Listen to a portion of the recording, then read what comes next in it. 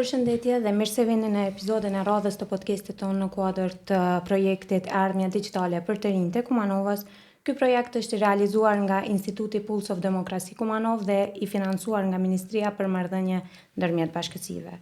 Sot kemi kënaqësinë të bisedojmë me Zotrin Xhelal Neziren, përfaqësues i Institutit Birç, një organizatë e njohur për punën e saj në fushën e mediave, komunikimit publik, edukimit mediatik dhe proceseve të digitalizimit në Maqedoninë e Veriut. Mirë se erdhët, Zotrin Nezire. Mirë se u gjeta, kënaqësi. Për fillim, a mund të na tregoni pak më shumë për Institutin Birç? Kur është themeluar, cili është misioni i tij dhe cilat janë fushat kryesore në të cilat vepron organizata? Organizata Birç është themeluar në vitin 2012. Pra që në themelimin e saj vetë edhe emri e tregon, pra Balkan Institute for Regional Cooperation, që në shqip do të thotë Instituti Ballkanik për Bashkëpunim Rajonal, është themeluar që të jetë një platformë që të nxjisë bashkëpunimin rajonal në kuptimin e shteteve të rajonit Ballkanit. E ka bërë këtë për shkak se ne që kemi themeluar Birçin kemi qenë të vetëdijshëm se pa një pajtim midis popujve të Ballkanit, pa një paqësim, do të thoja, midis popujve të Ballkanit, pa një Ballkan pa kufi, ku do të qarkullojmë lirshëm, do të lëvizim lirshëm, edhe njerëzit, po edhe mallrat, edhe idetë, edhe kapitali, pra gjitha ato lirit të cilat lëvizin lirshëm në Bashkimin Evropian, nuk do të kemi një perspektivë të ndritur për popullin ton, për popujt tjerë që jetojnë në rajon, dhe sidomos për pjesën më të re të shoqërisë tonë, pra për rinin. Për ato edhe kemi nisur që të themelojmë një organizatë që të jetë platformë e cila do të shërbejë që këto bashkëpunime të ndodhin. E tash nuk mund të pritet që të ndodhin bashkëpunime, do të thoya, në nivele politike, për shkak se dihet të gjitha ato konteste, probleme që kanë shtetet e Ballkanit njëra me tjetrën, por kemi menduar se mund të nisë të bashkëpunojnë shoqëria civile, bashkëpunojnë mediat, të bashkëpunojnë profesionistët dhe të bashkëpunojnë të gjitha ata të cilët ndajnë problemet njëjta. Shumë problemi i mediave të pavarura dhe profesionale nuk është vetëm problemi shqiptarëve, apo i maqedonasve, apo i malaziasve, apo i bosnjakëve, i serbëve, i kosovarëve, kështu me radhë. Pra është problem më tepër është problem përmbajtësor se sa është problem etnik, ose është problemi që lidhet me një shtet. Pra është një problem që është i pranishëm gati kudo, po diku është në Bashkimin Evropian është më pak, te ne është më shumë. Pra mora vetëm një shembull. Pra ka shumë shembuj të tjerë, pra çështja e bashkëpunimit ndërmjet universiteteve, çështja e bashkëpunimit midis profesorëve universitar ose hulumtuesve shkencor. Pra janë çështje të cilat ka shumë hapësirë bashkëpunimi dhe që ky bashkëpunim duhet të ndodhë për hir të, siç thash, progresit. Dhe që atëherë që nga themelimi ne kemi promovuar këtë ide dhe kemi realizuar edhe disa projekte në këtë drejtim. Doja ta përmend projektin e Malit Shar. Pra Mali Shar është një masif malor që shtrihet në 3 shtete, pra është në Kosovë, është në Shqipëri, është në Maqedoninë e Veriut. Dhe ne nisëm këtë projekt për të shpallur edhe pjesën e Maqedonisë së Veriut, Malit Shar, Park Nacional. Për shkak se në Kosovë, pjesa e Kosovës është shpallur zonë mbrojtur që nga 1984, në Shqipëri që nga 2005. Ndërkohë që vetëm pjesa e Maqedonisë së Veriut ngeli kështu e pambrojtur, nuk ishte park nacional dhe duke qenë pambrojtur prishej, eksploatohej, dëmtohej si rajon, do të thoja, shumë i rëndësishëm për ekosistemin e pollogut, por edhe të Maqedonisë së Veriut.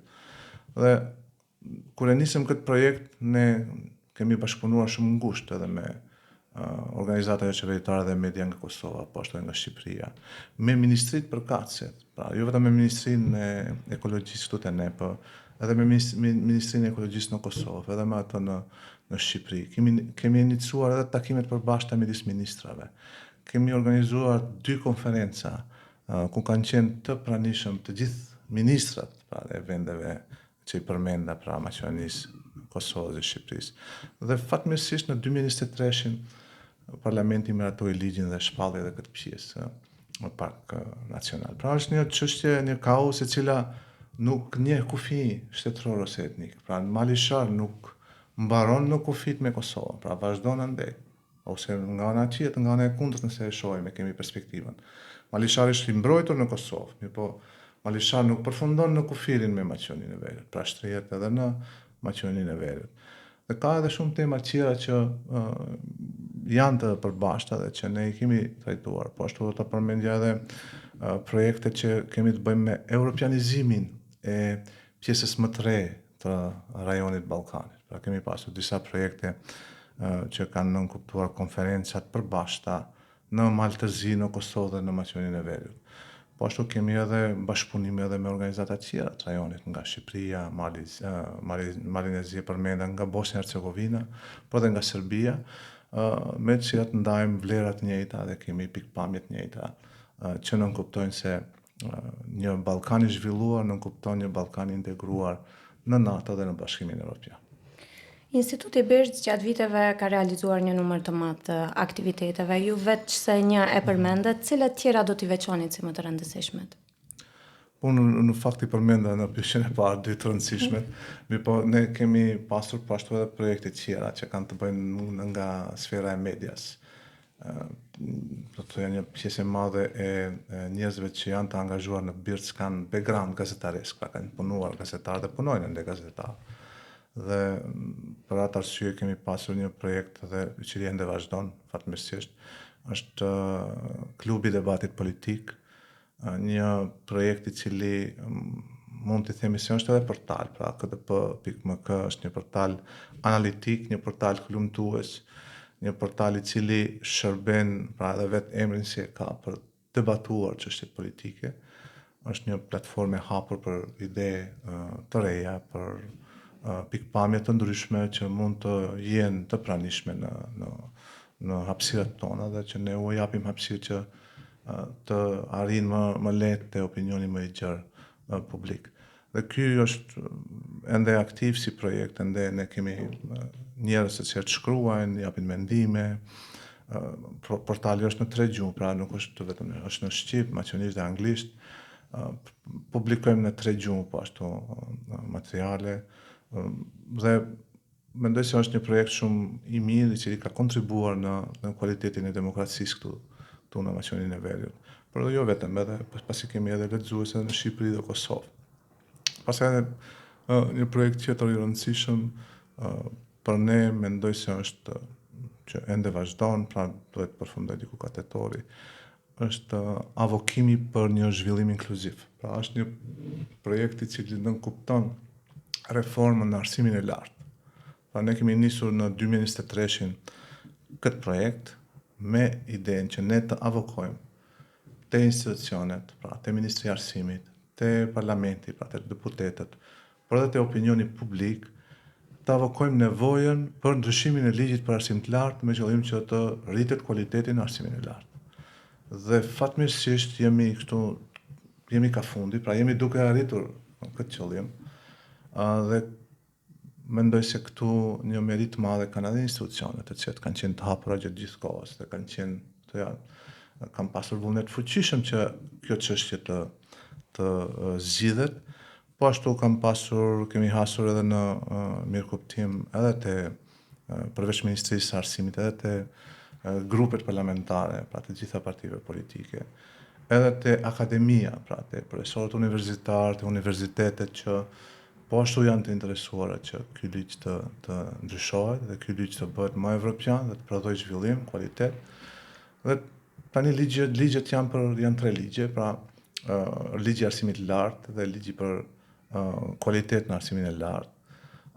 Dhe këto ligje mendoj se nëse sillen pa marrë parasysh që mund të kenë edhe defekte, që mund të kenë edhe pjesë të cilat nuk mund të funksionojnë ashtu siç kanë alarmuar një pjesë e profesorëve, por megjithatë do të arrijë që ta ngrisë kualitetin e arsimit të lartë në nivel shumë më tjetër, shumë më ndryshe, me qëllim që të përgjigjet ndaj sfidave të cilat i sjell zhvillimi teknologjik, digitalizimi, inteligjenca artificiale kështu me radhë.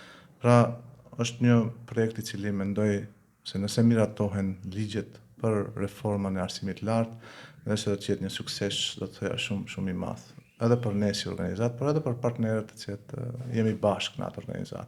Përndryshe ky projekt financohet nga Federata Zviceriane nëpërmjet projektit Civica dhe është një projekt 3 vjeçar i cili tashmë siç thash, po i afrohet fundit, ashtu siç afrohet edhe fundi i arritjes së qëllimit tonë.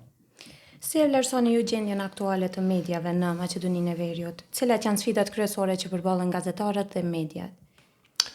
Mediat përballen me shumë sfida.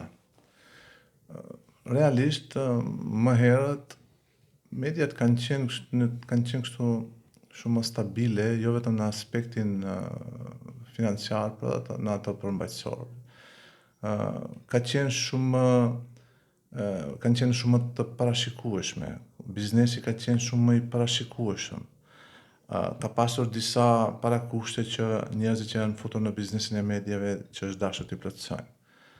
Me një fjalë ka pasur rent, pra ka pasur rregulla, të cilat është dashur që t'i plotësojë një njeri që dëshiron të futet në biznesin e mediave, apo një gazetar që dëshiron të punojë në media. Dhe kthesa, do thoya e madhe, ndryshimi i madh ndodhi me paraqitjen e internetit në vitet e 90-ta. Mirëpo që në rastin ton mori kështu një hof më të madh pas vitit 2010. Pra pas vitit 2010 te ne pra opinioni publik i joni filloi ta pranoj internetin si bazë e besueshme për informacion, për të marrë informacione. Dhe nëse i shifni anketat nga ai vit, pra interneti si burim informacioni, gjithnjë më shumë po merr hof dhe po merr ngritje ose përdoret më shumë nga lexuesit, nga konsumuesit e produkteve mediatike. Dhe kjo në farforme krijoi një revolucion mediatik i cili prodhoi media të reja, media të internetit, ashtu edhe quhen, media të internetit quhen media të reja. Edhe pse më nuk janë të reja, pasi nga 91-92 kur është paraqitur interneti, kanë kaluar gati më shumë se 3 dekada. Dhe mi pa ashtu janë emërtuar për shkak se mediat tradicionale janë gazeta, televizioni, radio, dhe janë media të vjetra. Dhe tani paraqitja e mediave të reja në një farë forme ka qenë një mundësi shumë e madhe për njerëz që kanë pasur dëshirë që të jenë në biznesin e mediave, për shkak se edhe sot nëse dëshironi të hapni një portal, pra nuk ju duhet më shumë se disa qindra euro, pra ju duhet një webfaqe, ju duhet një domain, ju duhet një vend ku do ta keni atë hosting që i thonë, dhe ju duhet edhe punë e përditshme. Pra është një investim shumë i vogël, në krahasim të azëm nëse dëshironi të hapni televizion.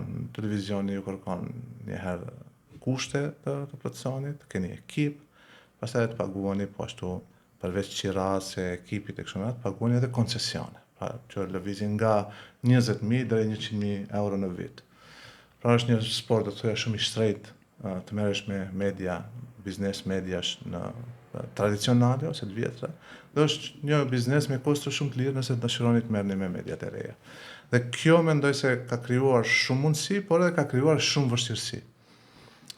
Shumë vështirësi për shkak se më nuk ka më kufi se çka është gazetari, e çka është do thoya si thonë me disa definicione, gazetari qytetare, çka është gazetari profesionale, çka është çfarë është në fakt. Ne kemi shumë portale që mbahen nga partitë politike, dalin si themelues njerëz që janë të punësuar në institucione shtetërore. Pra është do të thoya krijuar gjë të llovi në biznesin e mediave, të llovi e cila jep mundësi të reja, pra jep njerëzve mundësi që të shprehen më shumë, më lirshëm, por nga ana tjetër edhe dëmton biznesin e medias, për shkak se ne kemi në Maqedoninë e Veriut diku 5-600 portale, nëse jo më shumë. Dhe të konkurosh me aq shumë media, aq shumë portale në një treg shumë të vogël që ka diku 28 milion euro buxhet reklamues në tërësi, pra si shtet. Maqedonia ka. Dhe përveç medjave tradicionale që marrin pjesën më të madhe aty kulaçi të reklamave. Dhe tani në një pjesë shumë të vogël të konkurrojnë atë shumë portale, është gati e pamundur. Dhe kjo garë e madhe, kjo konkurrencë e madhe ka krijuar edhe probleme në vetë funksionimi. Pra ka disa media që funksionojnë mirë, shumë pak media janë që funksionojnë me, do të thoya që me kapacitet ku do të arrijnë që të paguajnë të gjithë gazetarët me paga, do të thoya dinjitoze, dhe me farë forme gjithë ky ambient, ky ekosistem i mediave ka bërë që edhe gazetaria të mos duket viteve të fundit, sidomos të mos duket një profesion atraktiv, si ka qenë më përpara. Tani shumë pak studentë regjistrohen nëpër fakultetet e gazetarisë, edhe në Shkup, edhe në Tetov, edhe në çdo në universitet tjetër ka fakultet gazetarie. Regjistrohen shumë pak për shkak se pagat e din që janë pagat shumë të vogla. Por prapë them, ka krijuar krizë interneti, por ka krijuar edhe mundësi, pra varësisht nga qasja, nga aktiviteti, nga kreativiteti i atyre që udhëheqin mediat, varet edhe ajo se si do të funksionojë dhe çfarë mjetesh financiare do të arrijë që të fitoj brenda një muaji ose brenda një viti si media. Digitalizimi ka ndryshuar ndjeshëm mënyrën se si prodhohen dhe si shpërndahen informacionet. Sipas jush, cili është përfitimi që kanë qytetarët dhe mediat nga teknologjia sot? Thash, mediat kanë shumë përfitim. Edhe pse gazetat nuk e dëshirojnë ose nuk e kanë dëshiruar digitalizimin, për shkak se digitalizimi në farë forme i ka varrosur gazetat si media. Pra nuk kemi ne sot janë një ose dy gazeta në Maqedoninë e Veriut, ndërkohë ka 130 më përpara, të cilat mbijetojnë me subvencionet e qeverisë, pra nuk blen më kush gazeta fatkeqësisht.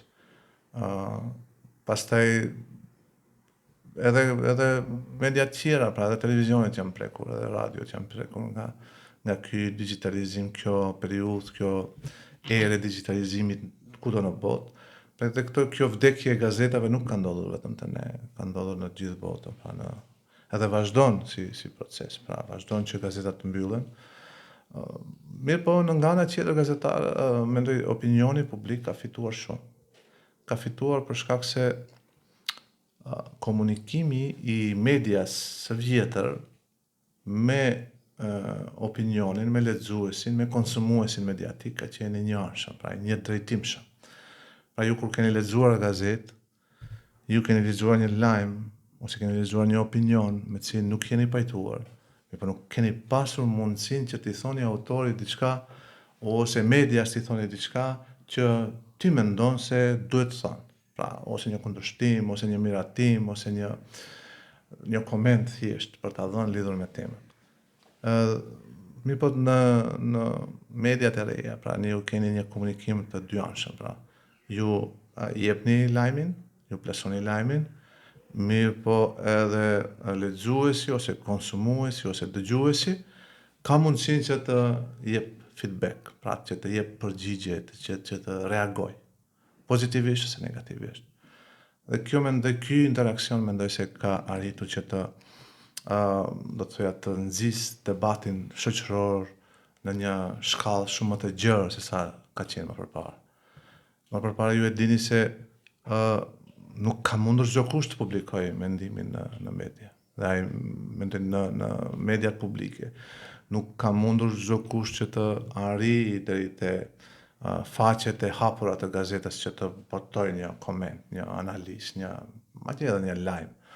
Mirë po tash është shumë kollaj, pra nuk janë vetëm portale që ne i përmendim, media është edhe vetë profilet në rrjetet sociale që ka çdo njeri. Në Maqedoni thuhet që statistikat tregojnë që diku 80% e njerëzve kanë profile. Në Facebook, Instagram, në rrjetet tjera sociale, dhe në një farë forme çdo njeri që ka profil është edhe gazetar potencial. Shkak se nëse nuk raporton një media një ngjarje, do ta raportoj me celular vetë qytetari. Dhe si është kualiteti i raportimit është çështje tjetër, mirë po ajo ngjarje do të arrijë në publik, në opinionin publik, pa marrë parasysh nëse një media do të raportojë ose jo. Ju keni shumë raste që incizimet ose fotot më ekskluzive nga ngjarjet ndryshme kanë ardhur nga vetë qytetarët e jo nga mediat profesionale. Dhe kjo mendoj se është pozitive. Ana negative është fakti se më herët para publikimit të lajmeve ne kemi verifikuar a është një lajm i vërtetë ose jo. Ka verifikuar gazetari, ka verifikuar redaktori dhe më fund kryeredaktori para se të botohet. Dhe tani nuk ndodh ajo. Tani merr gazetari e publikon, pastaj vetë lexuesi duhet të konfirmojë se është e vërtetë. Dhe kjo mendoj se është ana negative e cila pastaj mundson edhe shpërndarjen e lajmeve të rreshme, propagandës, dezinformimit e kështu me radhë.